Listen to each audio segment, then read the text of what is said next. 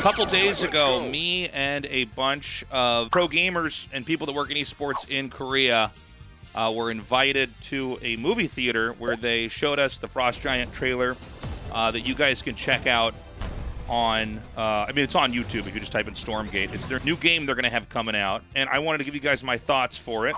This is also going to be on my YouTube, so if you can, please give a sub to the YouTube, alert bell, all that stuff, so it blesses me in the algorithm. I'm sure you guys have already seen the trailer. To be honest with you, I thought the trailer was maybe the least exciting part of the game itself. It would seem like they were trying to show a part of a story. I mean, I don't know. It's like they found an artifact, and then there's like a hologram person with a shield, and then they had a battle. I don't know. It didn't mean anything to me personally. So that's the bad part I want to get out of the way. But again, I don't play RTS games for cinematics. I think they were trying to take the old Blizzard approach of having some kind of really high-end cutscene that they're going to show for the game. This is all ex-Blizzard people, of course. Anyways, after that, they brought in this this video that was about maybe 45 minutes long that did a real breakdown of the game itself and how it's going to be sold and everything. And so, first part that I liked is it's going to be free to play. I know there is some stigma still with free to play, and I know that Diablo Immortal is also a game that's free to play, and there's some kind of an association people are making, I've seen online at least, of like, is this going to have shitty microtransactions in it that you have to just pay out in order to win? They told us that will not be the case. Tim Morton said there will be no microtransactions intended to antagonize the player into having to pay in order to be competitive. I mean, I think that's good. I think if you want to compare it to a game model that's already been very successful, I would say think of League of Legends or think of Valorant, which are both free to play. There's probably going to be a lot of cosmetics. There'll probably be microtransactions to get maybe new campaigns that they're going to unlock, stuff like that. But I think that's good. I mean, this means it's going to be like a living game. I think one of the big mistakes that Blizzard made with StarCraft 2 is they followed an extremely old business model, which was like, we're going to release the expansion pack later. In this case, it was like Legacy of the Void, the third expansion pack, where I think at that time Blizzard was pretty behind the times and didn't appreciate that, you know, things have changed and it's better. It creates less friction if the game is free and people can at least try it out. You don't have to spend $70 on a game. And keep in mind, there are people out there who's, whether they're little kids, their parents won't buy them the game, or people who just economically can't risk buying a game. This is just going to be out there so you can download it. It sounds like it's going to be working on pretty much any PC too. It's basically going to be available for everybody for multiplayer purposes.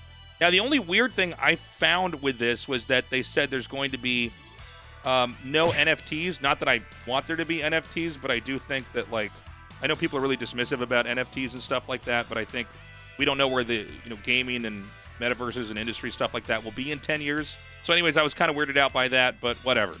So for the campaign, they're going to be releasing content throughout the years to come after the game's out.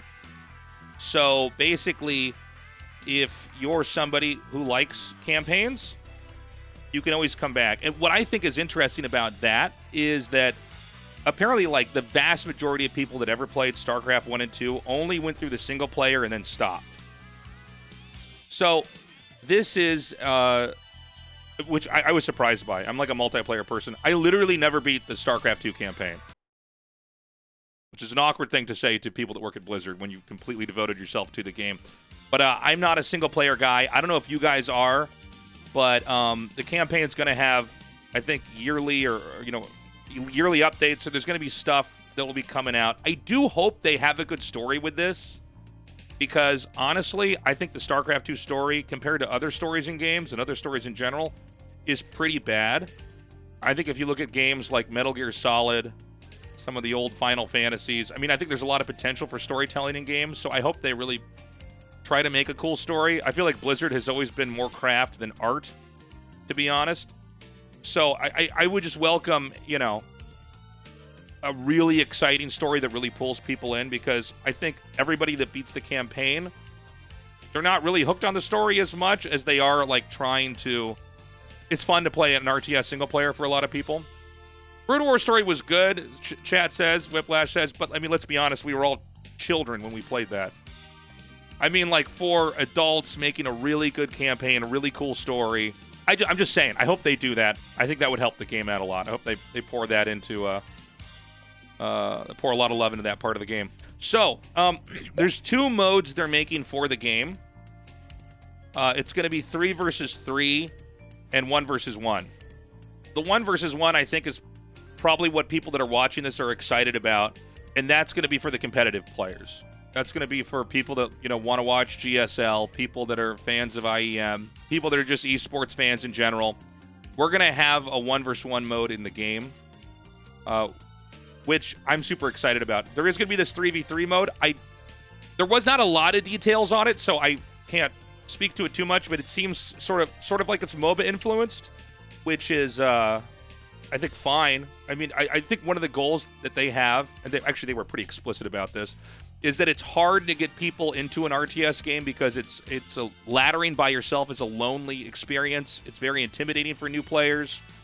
I mean, there's players like me that I'm totally addicted to that, but if they want to get more people in the game, they want to have an accessible team mode that's there. And so that's good. I know a lot of people play team games in StarCraft 2 and 1, so they're going to be, fostering development in that, which I think is good. I welcome that. This doesn't appear to be anything that's going to be interfering with competitive play. I'm looking forward to this. I think it's going to be very good. They are going to be supporting esports. We're talking prize pools. There's going to be some sort of a circuit. I'm sure I'll be casting it here in Korea. I don't know if that's going to be with Afrika TV. We haven't talked about that at the company or anything like that, but people at Afrika TV have been very excited about the game, and so there should be something that has resembled periods of StarCraft 2. Did I play the game? I have not played the game or used the units. I was in a movie theater with a bunch of other pros and esports industry people. The one thing I don't have a lot to say about is I don't know exactly how the game's going to work. I also don't know if there's going to be heroes for competitive play. They did mention some heroes, but that may be... They also mentioned a co-op commander, which is very successful in StarCraft 2. I don't know how popular that is with people in my chat, but some people really like that. Only 2 races? No, I think there's going to be 3, from what I understand. They only had 2 races to show, 2 factions to show, and I think that's because the third one they're still actually developing. Yeah, man. I mean, I think the future is going to be pretty good with this, and I think the most important takeaway that I had is that they're talking to people like pro gamers, like event organizers, like casters like me. And I'll be honest with you guys, when StarCraft 2 was coming out, nobody at Blizzard talked to esports people ahead of time. So they were a very insular company. Blizzard really opened up somewhere around when Hearthstone was released. They became more attached to the community. And I think Blizzard was bad about that to a fault beforehand, about not getting feedback. StarCraft 2 certainly could have benefited if they had managed to get, Flash and Jaedong into a room and pick their brains about what they think. So they've done some consulting with me. They've done a bunch of consulting with a bunch of different pros. And so the good news is, even if something comes out in beta that is busted or weird, it is probably going to be ameliorated very quickly. They can fix it. They're going to have feedback, is what I'm trying to say. I'm pretty optimistic. I am also a guy who is extremely biased. I am completely obsessed with real-time strategy games, and I make a living off of it. So I'm very hopeful that the game's going to be good, that we can all be addicted to it. It's always fun when a new RTS comes out to try to figure out what's going on. I can take some questions from the chat now, by the way, guys.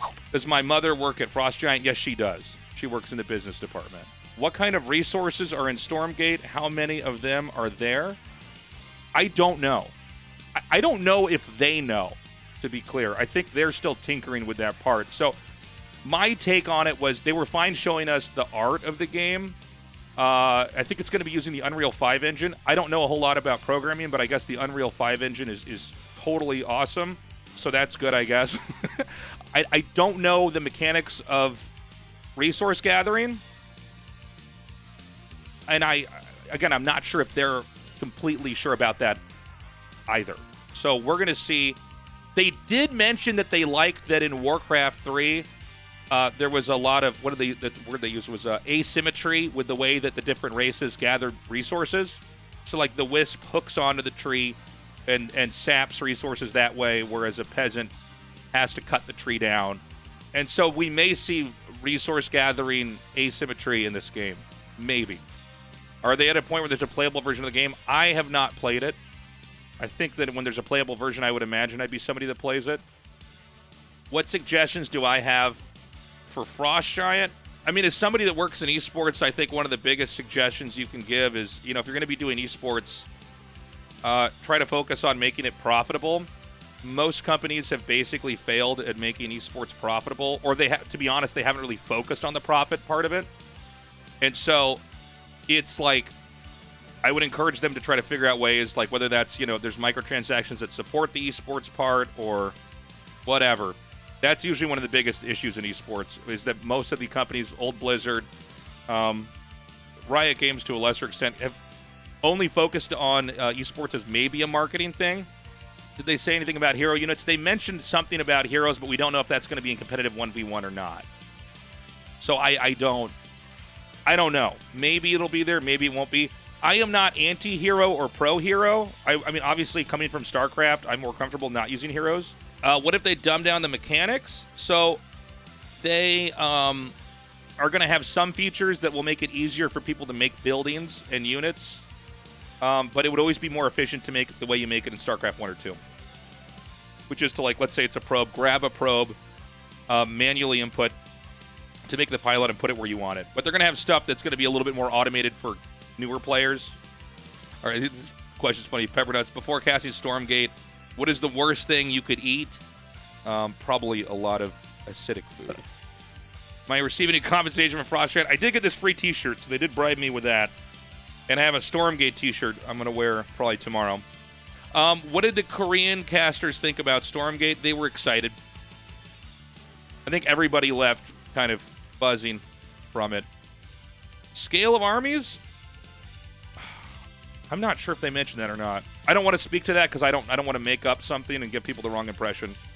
How does it become popular in Korea? There's two methods that have been pretty proven to succeed in Korea if you're going to make a game get big.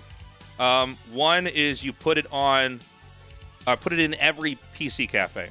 So you make it, it's free to play, so a lot of Koreans experience new games in PC cafes. This is a little bit less true now. It does seem like exposure to streams is how people pick up games nowadays, but putting it in PC cafes and promoting it there is essential. The other one is to put it on TV in some way. So put it on, Africa TV or one of its competitors. Make a tournament, incentivize people to compete in it. And I guess the third one would be you would pay Korean streamers to play it. The whole face, they did not go into the resource type. I think they're still mapping that out. What do I think will happen to Brood War in StarCraft 2? That's a good question. I don't think, Korean Brood War is it's always been its own thing. So I don't imagine it'll have that much of a impact on that. StarCraft 2, it could be pretty shaking for StarCraft 2 because I would imagine that all the people that play StarCraft 2 are likely to switch over to Stormgate. And they're probably, if there's money, prize pools, basically sponsorship, stuff like that, I think a decent number of Brood War players will switch over to Stormgate. It'll also depend on how good the game is, right? I mean, if the game is awesome, I don't see why RTS people wouldn't switch over. Any other thoughts on how to make esports self-sufficient and profitable? They need to get better at talking to marketers and sponsors and getting more money. A lot of stuff that gets similar viewership gets way more money in sponsorships. A lot of game companies are still not on top of marketing for things that are like sports yet. And the other one would be to have in-game microtransactions that would support tournaments or communities, stuff like that. If you basically make it so that, because the game is going to have microtransactions because it's free to play, right? So, let's say that there's a microtransaction for a pro team or a pro player, stuff like that. Am I optimistic about the prospect? I'm very optimistic about this. To be honest with you, I'm actually more optimistic about this than I was about StarCraft 2. And we all know StarCraft 2 is still a thing and is still here. And is, even this last week in GSL, the games were great. Don't know the map size. I'm not sure if they know that. I'm sure Artosis will be there to rage about it. So, I mean, in short, guys, I think the game is going to be really, really good. And I'm hopeful for the future. Definitely go sign up for the beta. It looks dope, and I look forward to casting it. And if you're following this on YouTube, you should come join my stream. Twitch.tv/TastelessTV. That's it. We're done.